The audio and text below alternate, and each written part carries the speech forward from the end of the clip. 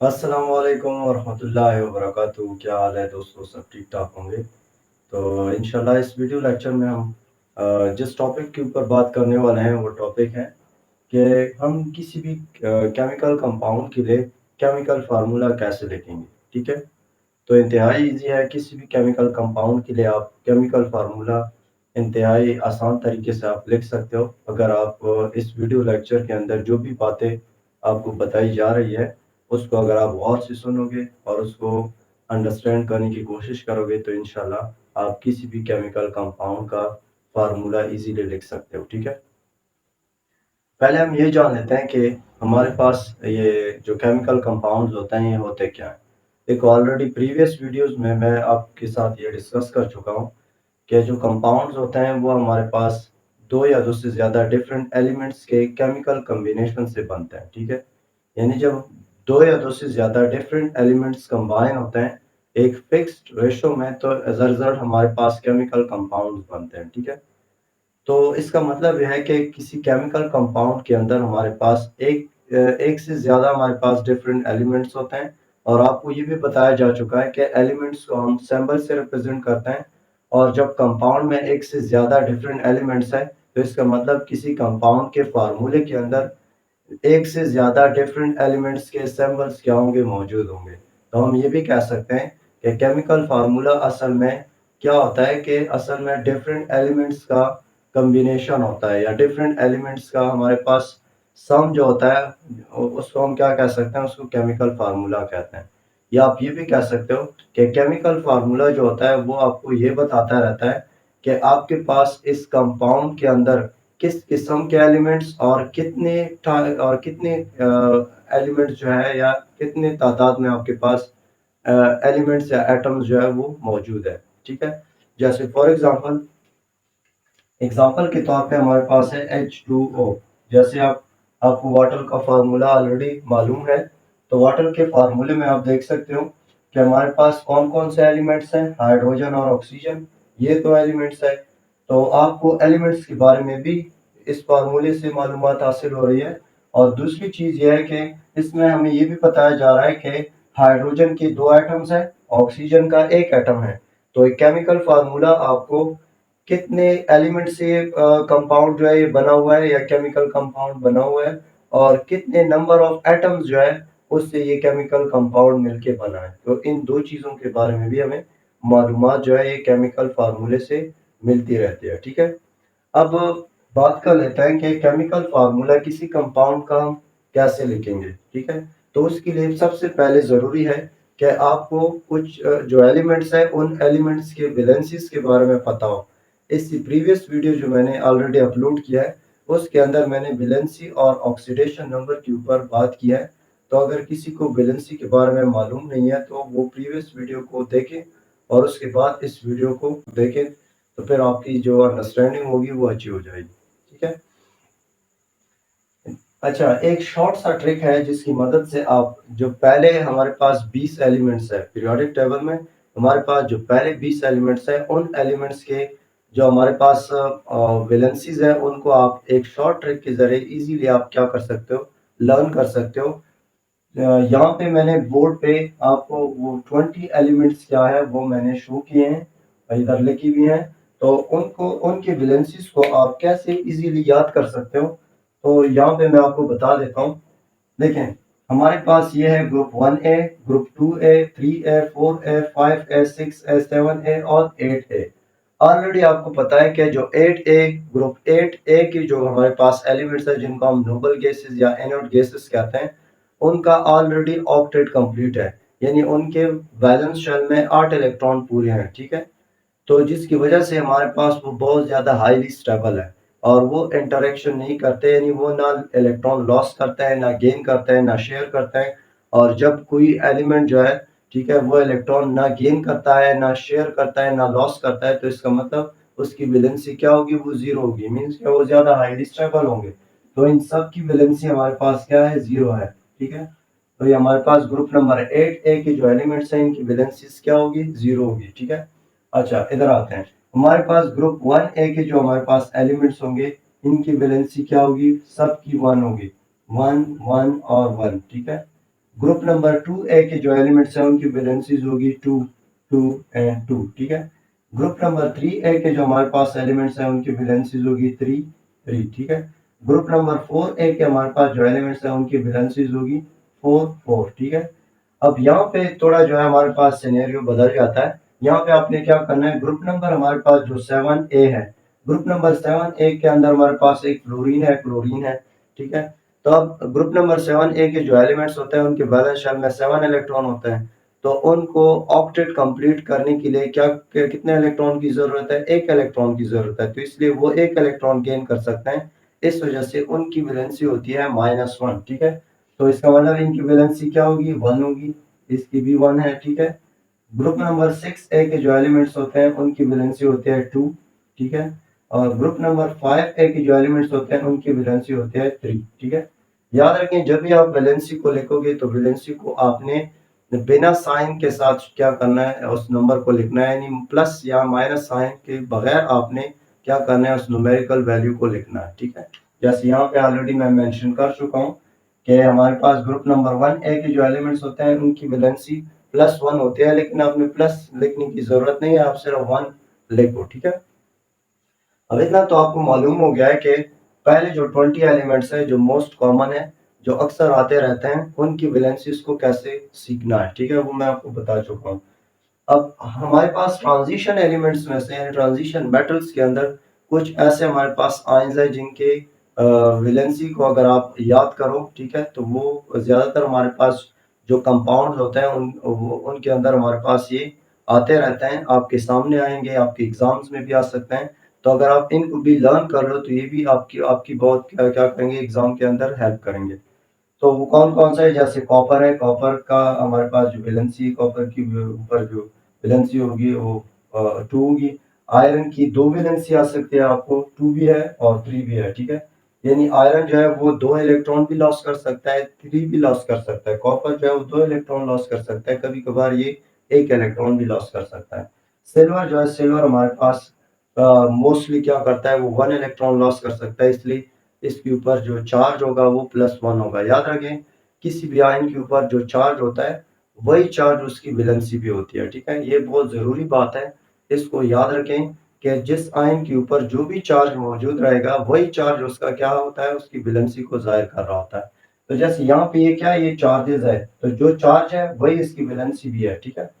तो सिल्वर जो है वो ज्यादातर हमारे पास एक इलेक्ट्रॉन लॉस करता है, इसकी वजह से इसके ऊपर चार्ज +1 आता है। इसका मतलब है इसकी वैलेंसी ज्यादातर हमारे पास 1 होती है, लेकिन ये कभी कभार हमारे पास क्या कर सकता है, 2 इलेक्ट्रॉन भी लॉस कर सकता है, इसलिए इसकी वैलेंसी कभी कभार 2 भी हो सकती है, ठीक है। जिंक जो है, जिंक के आपके पास ऊपर, इसके ऊपर चार्ज +2 है, तो इसका मतलब इसकी वैलेंसी भी 2 है।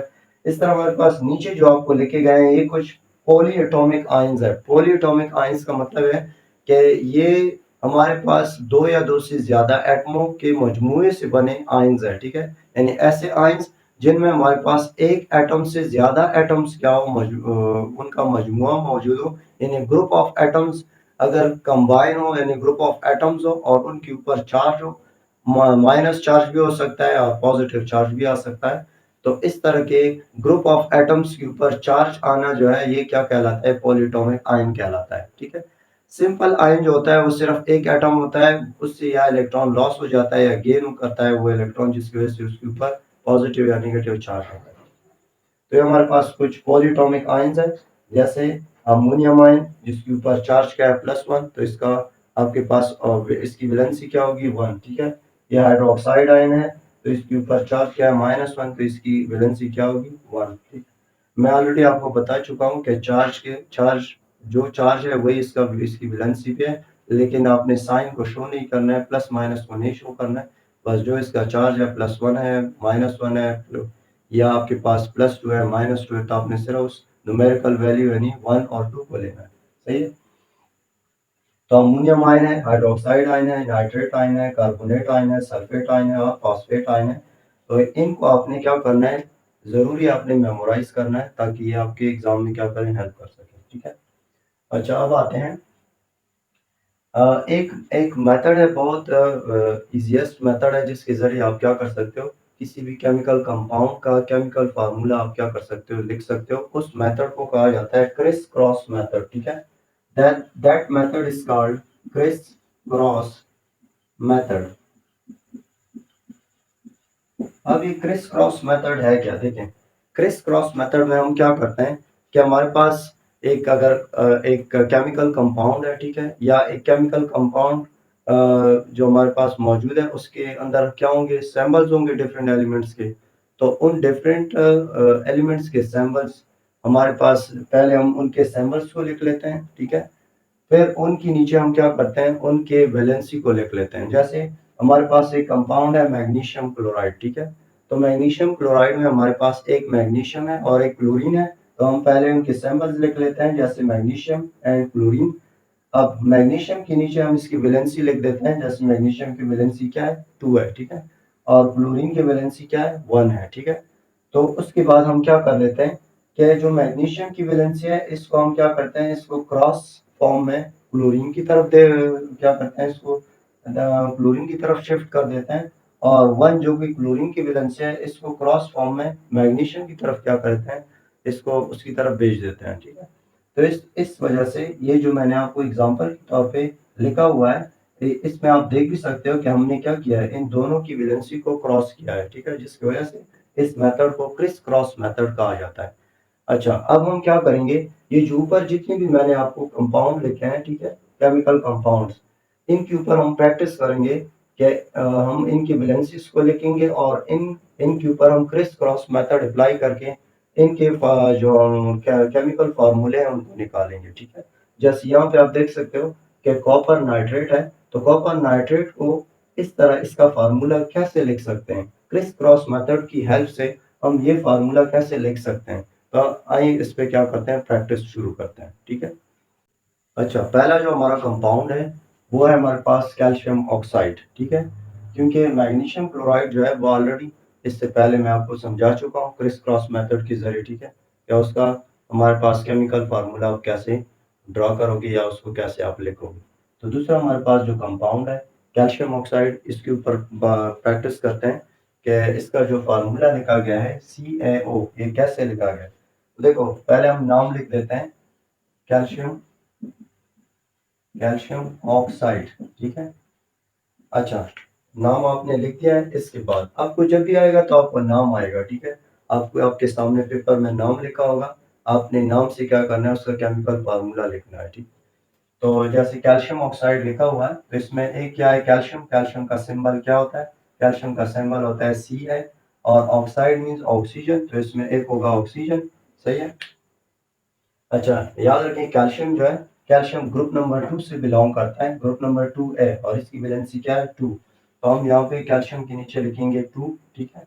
और अच्छा, ऑक्सीजन जो है हमेशा याद रखें, ऑक्सीजन यहाँ पे ग्रुप नंबर 6 ए में मौजूद है, तो इसकी वैलेंसी भी क्या है, 2। तो इसके नीचे भी हम क्या लिख देते हैं, 2 लिख देते हैं, सही है। ये भी 2 है। अच्छा, और जब आपके पास इस तरह का कोई क्या आ जाए, इस तरह का कोई एग्जाम्पल आ जाए कि जिसमें आपके पास दोनों जो एटम्स है, ठीक है, या दोनों एलिमेंट्स हैं, उनके वैलेंसीज जो हो वो एक जैसे हो, ठीक है। जैसे यहाँ पे आपको नजर आ रहा है कि कैल्शियम की वैलेंसी भी 2 है, ऑक्सीजन की भी 2 है। तो इसको आप क्या करोगे, इसको आप जब 2 पे डिवाइड करोगे, दोनों को आप जब 2 पे डिवाइड करोगे, इसको भी जब आप 2 पे डिवाइड करोगे, इसको भी 2 पे डिवाइड करोगे, तो ये क्या होंगे, ये कैंसल होंगे। तो आपके पास जो केमिकल फार्मूला बनेगा, ठीक है, जो केमिकल फार्मूला निकल के आएगा एज अ रिजल्ट, वो होगा कैल्शियम ऑक्साइड, CaO, ठीक है।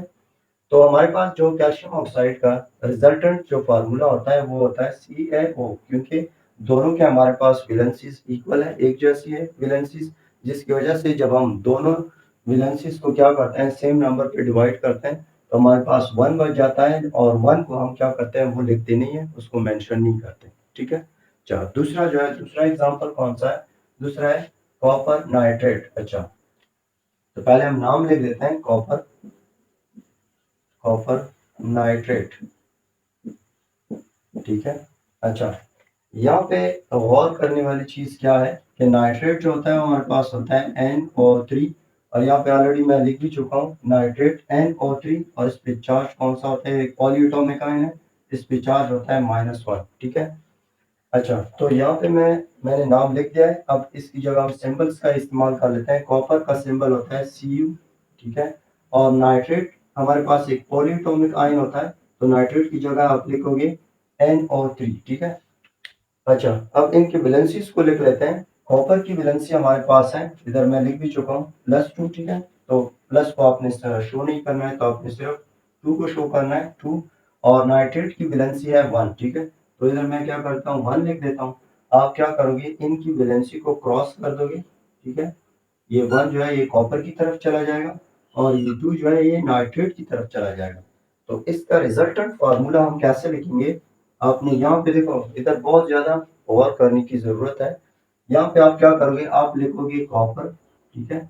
कॉपर देखो 1 यहाँ पे हम लिखेंगे भी, तो क्या है, उसकी जरूरत है ही नहीं, क्योंकि 1 ऑलरेडी यहाँ पे मौजूद होता है, ठीक है।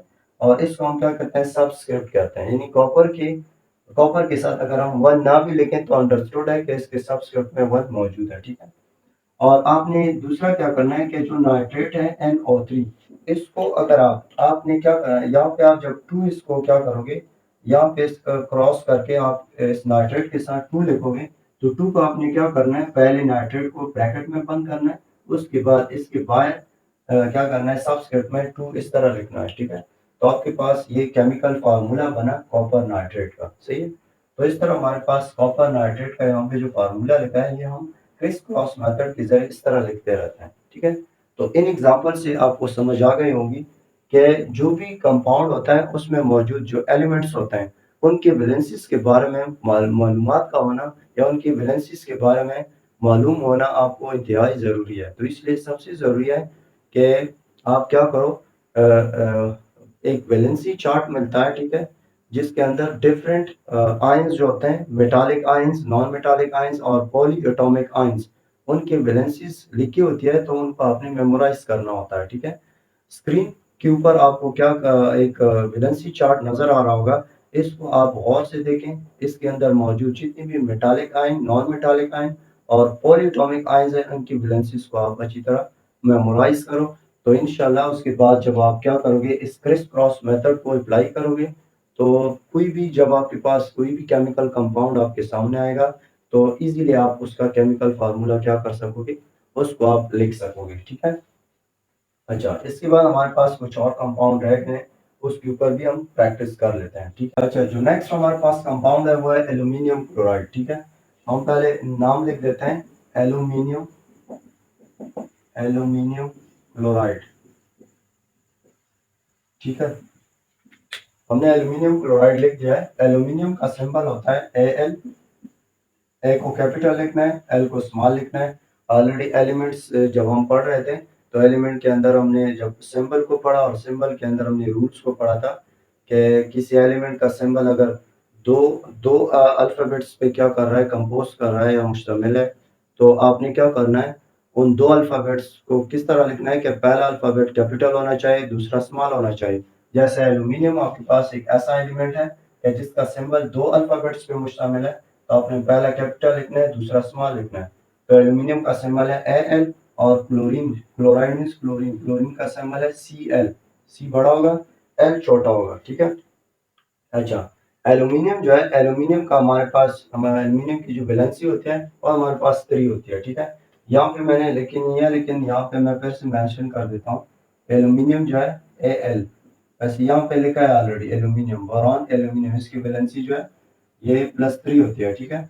तो इसकी वैलेंसी है 3, तो यहाँ पे मैं लिख देता हूँ 3। और क्लोरीन की वैलेंसी है 1, ठीक है। देखें, ये जो वैलेंसी है, वैलेंसी का पता वैलेंस इलेक्ट्रॉन से भी पता चलता है, ठीक है। यानी किसी एटम के वैलेंस शेल में कितने इलेक्ट्रॉन हैं, उसको देख के भी आपको वैलेंसी के बारे में पता लग सकता है, ठीक है। जैसे क्लोरीन जो है, क्लोरीन के वैलेंस शेल में 7 इलेक्ट्रॉन होते हैं, ठीक है। तो ऑक्टेट यानी 8 इलेक्ट्रॉन अपने वैलेंस शेल में पूरा करने के लिए इसको सिर्फ 1 इलेक्ट्रॉन की जरूरत है। तो ये क्या करेगा, ये बाहर से 1 इलेक्ट्रॉन गेन करेगा, तो इसकी वैलेंसी क्या होगी, 1 होगी, ठीक है। एल्यूमिनियम जो है, इसके बैलेंस शेल में 3 इलेक्ट्रॉन है, ठीक है। तो ये 3 इलेक्ट्रॉन जब क्या करेगा, लॉस करेगा, तो एज अ रिजल्ट इसके इसका जो नीचे वाला शेल है, ठीक है, उसके नीचे वाले शेल में 8 इलेक्ट्रॉन ऑलरेडी पूरे हैं, ठीक है, 8 इलेक्ट्रॉन मौजूद है, जिसके साथ ये क्या है, बहुत ज्यादा हाईली स्टेबल है, ठीक है। इस वजह से ये क्या करता है, थ्री वैलेंसी शो करता है, ठीक है।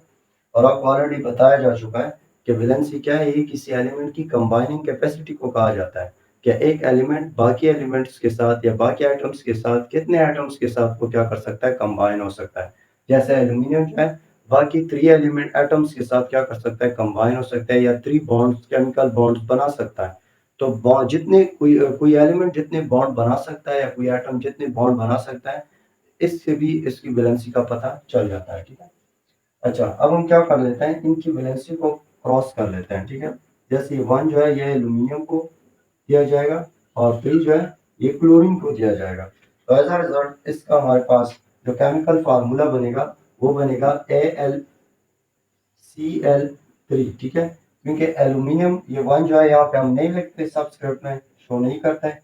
ये 3 जो है ये एल्यूमिनियम के सबस्क्रिप्ट में आ जाएगा, तो हमारे पास एल्यूमिनियम क्लोराइड का जो फाइनल केमिकल फार्मूला होगा वो होगा AlCl3, ठीक है। इसके बाद हमारे पास है CO2, कार्बन डाइऑक्साइड, ठीक है। अच्छा, यहाँ पे हम लिख देते हैं कार्बन डाइऑक्साइड, हमने नाम लिख दिया है, ठीक है। तो अब हम लिख देते हैं कार्बन जो है, कार्बन का सिंबल होता है C, ठीक है। और डाइऑक्साइड का मतलब ऑलरेडी यहाँ पे डाई टू को कहते हैं, ऑक्साइड ऑक्सीजन, हम सिर्फ ऑक्सीजन को लिख देते हैं, ठीक है। अच्छा, यहाँ पे आपको ऑलरेडी पता है कि ऑक्सीजन है, कार्बन जो है उसकी वैलेंसी है 4, ठीक है। कार्बन जो है वो बाकी 4 एटम्स के साथ क्या कर सकता है, कंबाइन हो सकता है, या कार्बन जो है 4 केमिकल बॉन्ड बना सकता है, इसलिए इसकी वैलेंसी 4 है। या आप ये भी कह सकते हो कि इसके वैलेंस शेल में 4 इलेक्ट्रॉन है और 8 पूरा करने के लिए मजीद क्या करेगा, इसको और 4 इलेक्ट्रॉन की जरूरत है। तो इसलिए ये क्या करता है, अपने 4 इलेक्ट्रॉन को शेयर करता है, जिसकी वजह से इसकी वैलेंसी 4 होती है। तो कार्बन की वैलेंसी है 4, ऑक्सीजन की वैलेंसी है 2। आप क्या करो, जब आप 4 और 2 को, इन दो नंबर्स को आप क्या करोगे, 2 पे डिवाइड करोगे, इसको भी 2 पे डिवाइड करेंगे, इसको भी 2 पे डिवाइड करेंगे, तो ये हमारे पास निकल के आएगा, इसका रिजल्ट आएगा 2, और इसको डिवाइड करेंगे तो इससे आएगा 1। अब ये 2 जो है ये ऑक्सीजन को दिया जाएगा और ये 1 जो है ये कार्बन को दिया जाएगा। तो इस तरह हमारे पास लास्ट में जो केमिकल फार्मूला बनेगा वो बनेगा CO2, कार्बन डाइऑक्साइड, ठीक है। बाकी CH4 है, CH4 के लिए आप क्या करोगे, CH4 में हमारे पास इसको कहते हैं मीथेन, ठीक है। ये मीथेन हमारे पास है। तो इसमें एक है हमारे पास कार्बन है और एक है हमारे पास हाइड्रोजन, ठीक है। कार्बन की वैलेंसी है 4, ठीक है, और हाइड्रोजन की वैलेंसी है 1, ठीक है। अब आप क्या करो, जब आप वैलेंसी को क्रॉस करोगे, 1 कार्बन को दिया जाएगा और 4 जो है हाइड्रोजन को दिया जाएगा। तो इस तरह हमारे पास लास्ट में जो कंपाउंड बनेगा वो होगा CH4, ठीक है। अच्छा, ये भी याद रखें हमेशा के लिए कि जो क्रिस क्रॉस मेथड है ये ज़्यादातर हमारे पास एप्लीकेबल है आयनिक कंपाउंड्स के ऊपर। जितनी भी आयनिक कंपाउंड्स होते हैं कि जिनमें हमारे पास इलेक्ट्रॉन गेन होते हैं या लॉस होते हैं, ठीक है, यानी ट्रांसफर ऑफ इलेक्ट्रॉन होते हैं, एक से इलेक्ट्रॉन ट्रांसफर होता है और दूसरा जो है उसको गेन कर लेता है। तो इस तरह हमारे पास जो आयंस होते हैं, ठीक है, आयंस के बीच में जो हमारे पास आयनिक बॉन्ड बनता है, तो आयनिक कंपाउंड्स के अंदर या जितनी भी आयनिक कंपाउंड्स होते हैं उनके ऊपर ये क्रिस क्रॉस मेथड जो है ये बहुत ज़्यादा अच्छी तरह काम करता है। और यहाँ पे मैंने ये जो लिखे हैं कुछ हमारे पास ये कोवेलेंट कंपाउंड्स भी हैं, ठीक है, जिन पे ये काम करता है, ठीक है। यानी बहुत सारे ऐसे आयनिक कंपाउंड में भी कोवेलेंट कंपाउंड्स आपके सामने आएंगे भी कि जिनके ऊपर ये काम ना करें, में भी हो सकता है, आप सर्च करके आप इस चीज़ का पता लगा सकते हो, ठीक है। लेकिन ये स्पेसिफिकली आयनिक कंपाउंड्स के ऊपर बहुत ज़्यादा अच्छी तरह काम करता है। क्लियर है? तो ये था हमारा टॉपिक, ठीक है, जिसके अंदर हमने डिस्कस किया कि जितनी भी हमारे पास केमिकल कंपाउंड्स हैं उनके केमिकल फार्मूले हम कैसे लिख सकते हैं। तो ये सबसे ईज़ीएस्ट तरीका है, क्रिस क्रॉस मेथड्स के ज़रिए आप क्या कर सकते हो, ईज़िली किसी भी केमिकल कंपाउंड का केमिकल फार्मूला लिख सकते हो। Thank you so much. अल्लाह हाफ़िज़।